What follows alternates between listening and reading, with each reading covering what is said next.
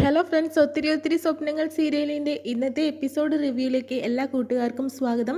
അങ്ങനെ തന്നെ അഞ്ചു പറയുന്നുണ്ട്, ഞാൻ നിങ്ങളുടെ കാര്യത്തിൽ ഒരു ഹംസമാവാം. കാരണം എൻ്റെ നാത്തുവിനെ ഒരു കരക്കെത്തിക്കേണ്ട ഉത്തരവാദിത്വം എൻ്റേതും കൂടിയല്ലേ, അതുകൊണ്ട് അതൊക്കെ പിന്നെ ആവാം, ഇപ്പോൾ അതിനെക്കുറിച്ച് ചിന്തിക്കേണ്ട അഞ്ചു എന്ന് പറയുന്നുണ്ട്. ഇനിയെപ്പോൾ ആവാനാ, ഞാൻ കുറച്ചുകൂടി ആലോചിക്കട്ടെ എന്ന് പറഞ്ഞിട്ട് വർഷം അങ്ങോട്ട് പോകുന്നു കേട്ടോ. വർഷം അങ്ങോട്ട് പോകുന്ന സമയത്ത് തന്നെയാണ് അഞ്ചു ആണെങ്കിലും അബിയുടെ അടുത്തേക്ക് ചെല്ലുന്നുണ്ട്.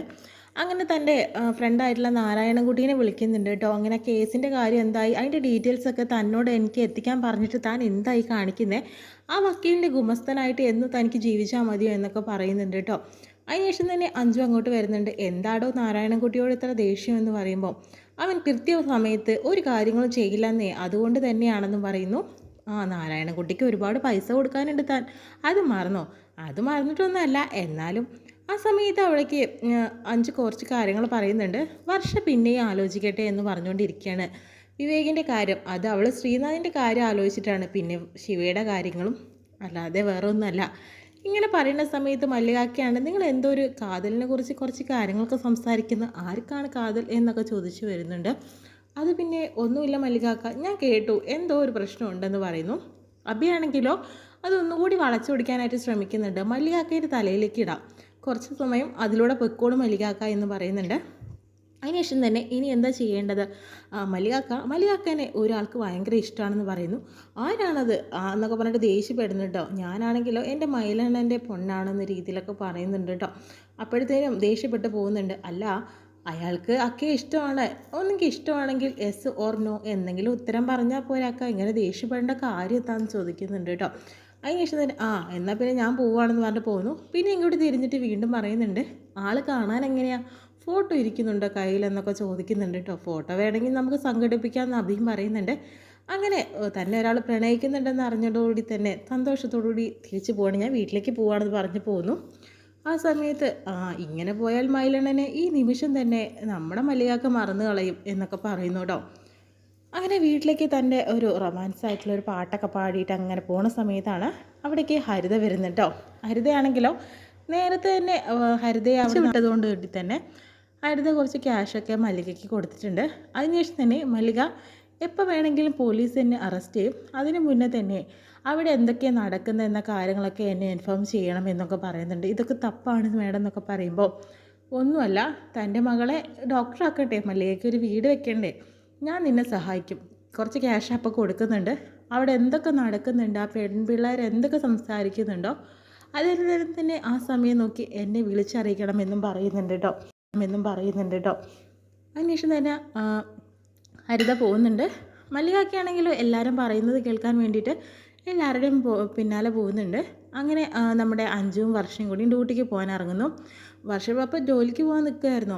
അതെ, അപ്പോൾ അഞ്ചും പറയുന്നുണ്ട് ഞാനും പോകാൻ നിൽക്കുവാണ്. എന്താ മല്ലികാക്ക ഇങ്ങനെ ചുറ്റിത്തിരിഞ്ഞുകൊണ്ട് നിൽക്കുന്നത്, അല്ല നിങ്ങൾ പോകുന്നത് കാണുമായിരുന്നു. മല്ലികാക്ക എന്നോട് സംസാരിച്ചുകൊണ്ട് നിന്നാൽ സമയം പോകുന്നറിയില്ല, ഞങ്ങൾ പോട്ടെ എന്ന് പറഞ്ഞു പോന്നു. ആ സമയത്ത് അവിടേക്ക് അഭി വരുന്നുണ്ട് കേട്ടോ. അയ്യോ, ഇവർ പോയോ, അഞ്ജുവിന് പിന്നെ രാഹുലേട്ടൻ കൊണ്ടാക്കില്ലായിരുന്നു, ഞാൻ വർഷയുടെ കൂടെ പോകാമെന്നാണ് വിചാരിച്ചത്, ഇനിയിപ്പോൾ എന്താ ചെയ്യുക. അപ്പോൾ അഭിയോട് മല്ലിക പറയുന്നുണ്ട്, എന്തായാലും ഇപ്പോൾ കേസൊക്കെ നടക്കുകയാണല്ലോ രാഹുലിൻ്റെ വീട്ടിലാണെങ്കിൽ പൂത്ത കാശുണ്ടെന്നല്ലേ പറയുന്നത്, അങ്ങനെയെങ്കിൽ അഭിഭാവക്ക് നിന്ന് അവൻ പൈസ ചോദിച്ചൂടെ, ഇതിൻ്റെ ഫീസെല്ലാം, അങ്ങനെയാണെങ്കിൽ കാറ് സുഖമായിട്ട് വാങ്ങാം, എന്നിട്ട് യാത്ര ചെയ്യാലോ, അതിനുള്ള ക്യാഷൊന്നും എനിക്കിപ്പോൾ വേണ്ട. പിന്നെ കേസൊക്കെ നടക്കുന്നുണ്ട്, ഉടനെ തന്നെ ഹരിതയെ അറസ്റ്റ് ചെയ്യും. പിന്നെ അവളുടെ ശിങ്കിടികളൊക്കെ അറസ്റ്റ് ചെയ്ത് കഴിഞ്ഞു. പിന്നെ രാഹുലേട്ടൻ്റെ വീട്ടിലാണെങ്കിലോ 2 പോലീസുകാർ കാവലുണ്ട്, ഇനി അവളുടെ തരികിട പരിപാടിയൊന്നും നടക്കില്ല. മല്ലികയൊക്കെ ഇതൊക്കെ മനസ്സിലാക്കുന്നുണ്ട് കേട്ടോ. ഇനിയിപ്പോൾ വണ്ടി പോയ സ്ഥിതിക്ക് ഞാനൊരു ഓട്ടോ പിടിച്ച് പോട്ടെ എന്ന് പറഞ്ഞിട്ട് അപ്പി പോകുന്നു. എത്രയും പെട്ടെന്ന് തന്നെ ഹരിതയെ ഇത് അറിയിക്കണം എന്ന് പറയുന്നുണ്ട് കേട്ടോ മല്ലിക. അതിനുശേഷം തന്നെ പിന്നീട് കാണിക്കുന്നത് ഹരിതയെ പോലീസ് അറസ്റ്റ് ചെയ്യുന്നതാണ് കേട്ടോ. അങ്ങനെ അറസ്റ്റ് ചെയ്ത് കൊണ്ടുപോകുന്നുണ്ട്.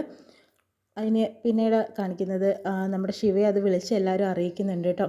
ഇതിപ്പോൾ തന്നെ ന്യൂസിലൂടെ കൊടുക്കണം, ഹരിതയെ അറസ്റ്റ് ചെയ്തു, ഇതിൽ കൂടുതൽ എന്താ സന്തോഷം, അമ്മാവനെയും മരുമകളെയും ഒരുമിച്ച് ജയിലിൽ നിന്ന് കാണാം എന്നൊക്കെ പറയുന്നു.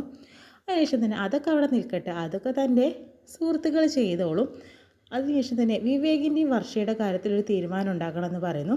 അതൊക്കെ അവിടെ നിൽക്കട്ടെ. പിന്നീട് അങ്കിത് നീയായിട്ടുള്ള എന്താ ബന്ധം, അങ്കിതിനോട് താല്പര്യമൊക്കെ ഉണ്ടായിരുന്നു, അതുകൊണ്ട് തന്നെ കോൺവെൻറ്റിലൊക്കെ പഠിച്ചിട്ടുള്ള ഒരാളല്ലേ അങ്കിത്. എന്നെപ്പോലെ ഒരു കുട്ടിയെ കണ്ടപ്പോൾ ഇഷ്ടം തോന്നിയതാണ്.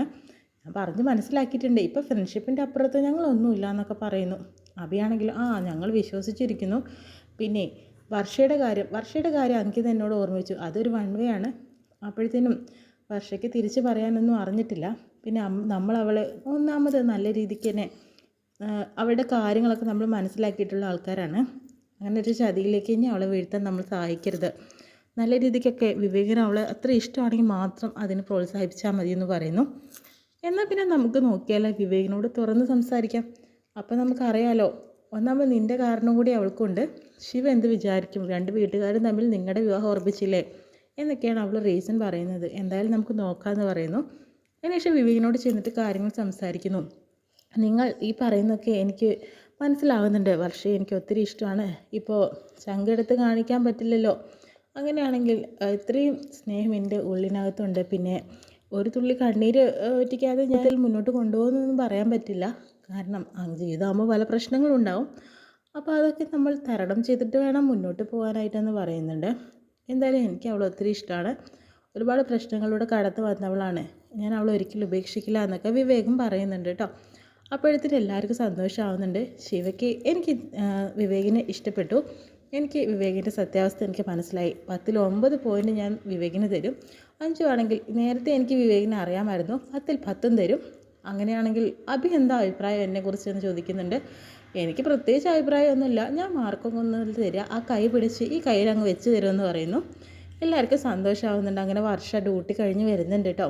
എന്താ എല്ലാവരും കൂടി ഒരു ഗൂഢാലോചന? ഒന്നുമില്ല, താൻ പോയി ഫ്രഷ് ആയിട്ട് വാ എന്ന് പറഞ്ഞിട്ട് വർഷ അകത്തേക്ക് പറഞ്ഞയക്കുന്നു. അതിനുശേഷം തന്നെ ഒരു പ്ലാൻ ചെയ്യുന്നുണ്ട് കേട്ടോ. ഒരു കാര്യം, ഇന്ന് വർഷയെ കൊണ്ട് തന്നോട് പ്രണയം തുറന്ന് പറയിപ്പിക്കണമെന്നാണ് വിവേക് പറയുന്നത്. ഇന്നത്തെ ഒരു ദിവസത്തിൻ്റെ പ്രത്യേകതയുണ്ടെന്നും പറയുന്നുണ്ട് കേട്ടോ. ആ സമയത്ത് തന്നെ രാത്രി എല്ലാവരും ഡ്യൂട്ടിയിലാണെന്നുള്ള രീതിയിൽ ഓരോ കാര്യങ്ങൾ ചെയ്തുകൊണ്ടിരിക്കുന്നുണ്ട്. വർഷയാണെങ്കിൽ അവരുടെ അടുത്തേക്ക് വരുന്നുണ്ട്. എൻ്റെ ജോലി തിരക്കൊക്കെ കഴിഞ്ഞു, പിന്നെ നമുക്ക് ഒരുമിച്ച് കിടക്കാം, നിങ്ങളും വായൊന്ന് പറയുന്നു.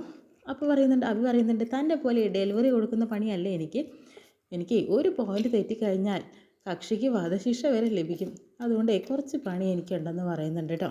അങ്ങനെ എല്ലാവരും ഡ്യൂട്ടിയിലാണ്. എന്തോ കാര്യമായിട്ട് പ്ലാൻ ചെയ്യുകയാണ് കേട്ടോ എല്ലാവരും കൂടി. പക്ഷെ ഞാൻ പോയി കിടക്കട്ടെ, ഇനിയിപ്പോൾ എല്ലാവരുടെ കൂടെ കിടന്നില്ല എന്നുള്ള പരാതിയൊന്നും പറയരുത് കേട്ടോ. ഒന്നുമില്ല, താൻ പൊക്കോളാം ഞാൻ പറയുന്നു. അങ്ങനെ വർഷം ഉറങ്ങിക്കിടക്കുമ്പോൾ കുറച്ച് സ്വപ്നം കാണുന്നുണ്ട്. തൻ്റെ ശ്രീനാഥ് ജീവിച്ചിരിപ്പുണ്ടെന്ന് ഏതൊരു സ്ത്രീ വിളിച്ച് പറയുന്നതായിട്ടൊക്കെ. അങ്ങനെ ആ സ്വപ്നത്തിൽ ഇങ്ങനെ മയങ്ങിക്കിടക്കുകയാണ്. കാരണം വിവേകിൻ്റെ എന്തെങ്കിലും കാരണം പറയുമ്പോഴത്തേനും അവിടെ ശ്രീനാഥുമായിട്ട് കൂടിച്ചേർക്കാനായിട്ട് എന്തെങ്കിലും ഒരു കാരണവും വരും. അങ്ങനെ സ്വപ്നം കണ്ടുകൊണ്ടിരിക്കുന്ന സമയത്ത് പെട്ടെന്ന് തന്നെ ശിവയും അഞ്ജുവും അതുപോലെ അഭിയും കൂടി പുറത്തു നിന്ന് വിളിക്കുന്നുണ്ട് കേട്ടോ. വർഷേ, ഞാൻ റൂം ലോക്ക് ചെയ്തിട്ടില്ല, കയറി വരാനായിട്ട് പറയുന്നു. പക്ഷെ അവർ കയറി വരുന്നില്ല. പെട്ടെന്ന് തന്നെ വാതിൽ തുറന്ന് വർഷ പുറത്തേക്ക് പോകുന്നുണ്ട്. പക്ഷെ അവിടെ അപ്പോൾ ആരും കാണുന്നില്ല. അവരെ ബെഡ്റൂമിൽ പോയി നോക്കുമ്പോൾ അവരെയും കാണുന്നില്ല. പക്ഷേ അവിടെ ഒരു സർപ്രൈസ് വർഷയ്ക്ക് വേണ്ടി ഒരുങ്ങിയിരിക്കുകയാണ് കേട്ടോ. ഇന്ന് വിവേകിനോടുള്ള ഇഷ്ടം താൻ തുറന്ന് പറയണം എന്ന രീതിയിൽ തന്നെ എന്തോ ഒന്ന് പ്ലാൻ ചെയ്ത് വെച്ചിട്ടുണ്ട്. അത് നമുക്ക് അടുത്ത എപ്പിസോഡിൽ വരെ കാണാം. ഇത്രയും കാണിച്ചാണ് ഇന്നത്തെ എപ്പിസോഡ് വിശേഷം കഴിയുന്നത്.